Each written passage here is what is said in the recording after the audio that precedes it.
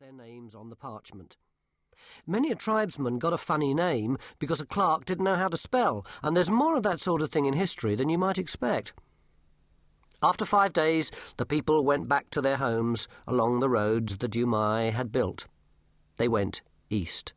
Behind them, the road went west until it came to the city of Ware. Beyond Ware, it became the West Road, becoming narrower and more winding until it reached the furthermost western outpost of Rug. Such was the Dumai Empire. It covered almost all of the carpet from the wood wall to the wasteland near Varnishholm in the north. In the west it bordered wildland and the uttermost fringes of the carpet, and southwards the roads ran as far as the heathlands. The painted people of the wainscot, the warlike Hibolgs, even the fire-worshippers of Rug, all paid their tribute to the emperor.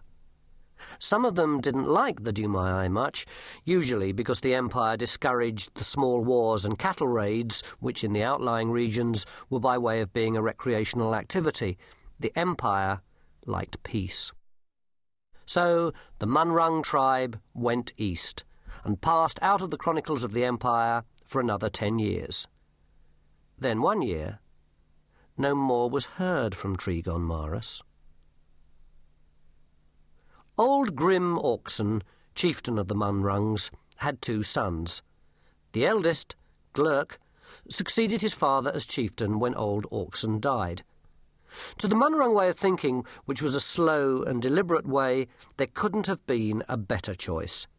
He looked just like a second edition of his father, from his broad shoulders to his great thick neck, the battering centre of his strength.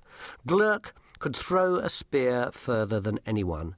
He could wrestle with a snarg and wore a necklace of their long yellow teeth to prove it.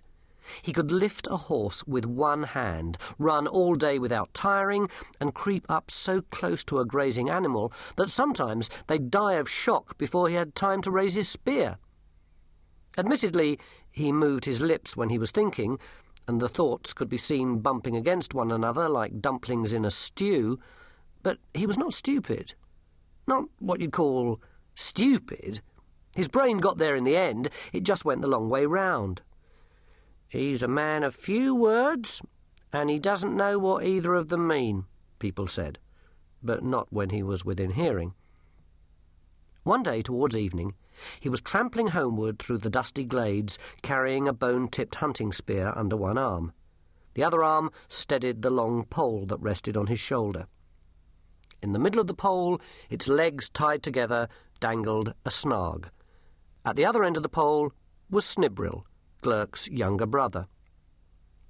Old Orkson had married early and lived long, so a wide gap filled by a string of daughters that the chieftain had carefully married off to upright and respected and above all well-off Munrungs separated the brothers.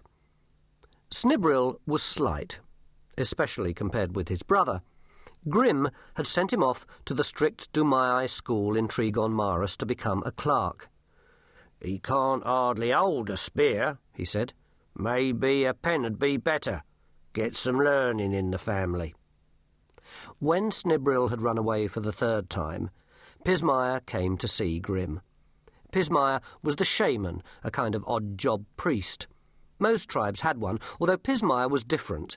For one thing, he washed all the bits that showed at least once every month, and he didn't wear lots of feathers and bones, and he didn't talk like the other shaman in neighbouring tribes. Other shaman ate the yellow-spotted mushrooms that were found deep in the hair thickets, and said things like,